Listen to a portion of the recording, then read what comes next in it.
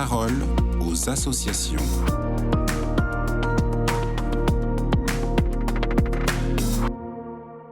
Bonjour à tous, bienvenue dans la parole aux associations. Aujourd'hui, je suis avec Florence Gros, la directrice de l'OCH, l'Office chrétien des personnes handicapées. Alors Florence, aujourd'hui, vous souhaitez nous parler de la communauté des sourds. On vous écoute. Le déficit auditif touche environ 7 millions de personnes en France. Ce nombre très conséquent de personnes et puis quelques récentes rencontres m'appellent à oser parler d'elles, même si elles ne se reconnaissent pas dans la grande famille des personnes handicapées. Nous ne sommes pas des handicapés, nous sommes une minorité linguistique, témoignent certaines personnes sourdes ou malentendantes.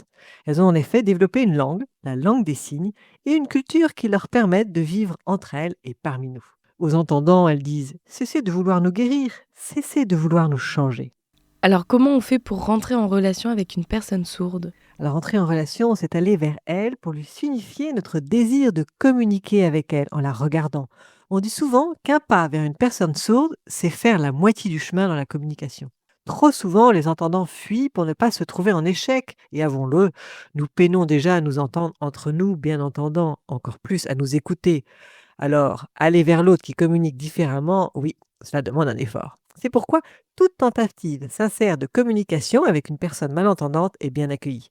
Concrètement, si la personne est appareillée, elle lira probablement sur nos lèvres.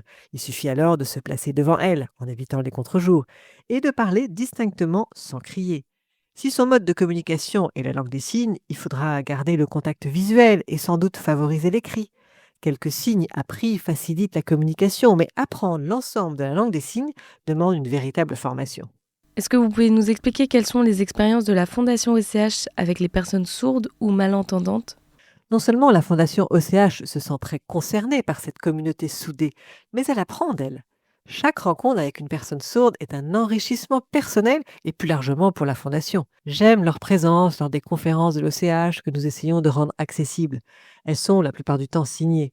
La langue des signes, mais je trouve une certaine poésie et puis la prière finale, signée et gestuée par tous, est une véritable chorégraphie. Travailler avec une personne sourde demande une adaptation, une bonne adaptation, quand ce n'est pas une habitude.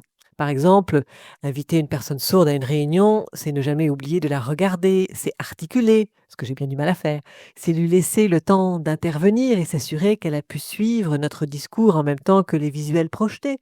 C'est aussi vérifier qu'elle suit l'ensemble des réactions. Les personnes sourdes nous apprennent à nous écouter vraiment.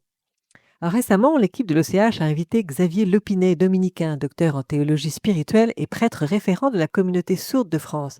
Il ne cache pas le temps qu'il lui a fallu pour comprendre les personnes sourdes. Il dit « La communauté des sourds constitue un véritable pays, une planète à part, un univers même.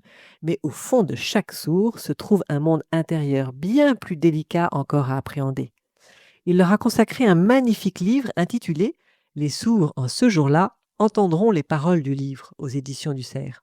Son témoignage m'a touchée. En effet, les sourds ont modifié sa présence aux autres et à Dieu dans sa façon d'écouter, de regarder et puis aussi d'exprimer avec son visage ce qu'il dit. Alors j'espère que la communauté des sourds se sait la bienvenue à l'OCH. La Fondation OCH vient de lancer une formation en ligne. 5 intervenants confrontés au handicap nous donnent à réfléchir sur 5 visages de Dieu. Cette formation est complètement accessible, sous-titrée et signée.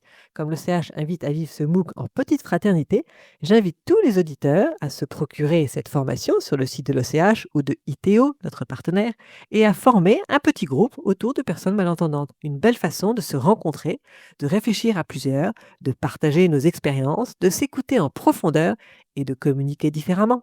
Merci Florence pour ce partage. Je rappelle qu'on peut retrouver plus d'informations sur votre site internet och.fr. Je vous souhaite une très belle journée et à bientôt.